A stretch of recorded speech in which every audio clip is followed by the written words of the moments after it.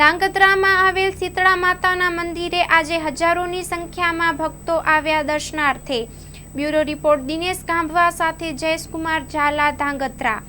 મારું નામ છે દમયંતીબેન કાપડી સાધુ અને હું છે ને આ ગામની રહેવાસી છું અને આ 200 થી 250 વર્ષ પુરાણું આ શીતળા માતાનું મંદિર છે। બહાર ગામથી ધાંગધ્રાના અત્યારે પબ્લિક આ શીતળા સાતમનું એટલું બધું મહત્વ છે પોતાના બાળકોના આરોગ્ય માટે આ બધા દર્શન કરવા માટે આવે છે અને આ બહુ પુરાણું મંદિર છે અને ચમત્કારિક મંદિર છે। તો તેના વિશે હું આ ગામના પૂજારી તરીકે ખૂબ બધાને ભાવભર્યું આમંત્રણ છે। જય શીતળામાં ધાંગધ્રા શીતળા માતાનું મંદિર ઘણા વર્ષો જૂનું આ મંદિર છે। ઘણા વર્ષોથી અહીંયા લોકો માનતાઓ માને છે શીતળામાની।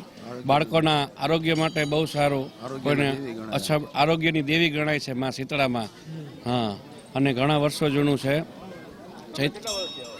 હું છેલ્લા 40-45 વર્ષથી આવું છું અને હાલીને જ આવું છું કાયમ સાતમે, અને ખૂબ સંખ્યામાં માણસો અહીંયા આવે છે, પોતાની માનતાએ પૂરી કરે છે।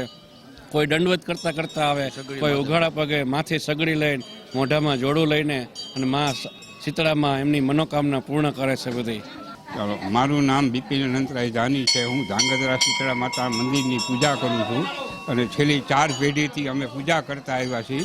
અને આ મંદિર સ્ટેટનું છે અને 200 વર્ષ જૂનું મંદિર છે। અને આ મંદિરે શીતળા સાતમનો મહિમા છે। ચૈત્ર વદ સાતમ અને શ્રાવણ વદ સાતમ, આ વર્ષમાં 2 સાતમનો ખૂબ જ મહિમા છે।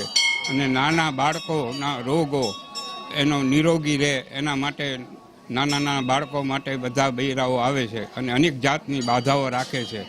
જેવી રીતે કે અનેક પ્રકારની બાધાઓ રાખે છે, જેમાં કોઈ આડોટતા આવે, કોઈ દંડવટ કરતા આવે છે, કોઈ માથે સગડી લઈને આવે છે, કોઈ નેણા ફૂલા, ચોટલા, માતાજીની મૂર્તિઓ, માતાજીના માથા, અનેક પ્રકારની બાધાઓ રાખે છે પોતાના બાળકોને નિરોગી માટે। દરેક ગામડામાંથી અને અમદાવાદથી પણ માણસો આવે છે, દરેક ગામથી માણસો આવે છે, અનેક પ્રકારના માણસો આવે છે।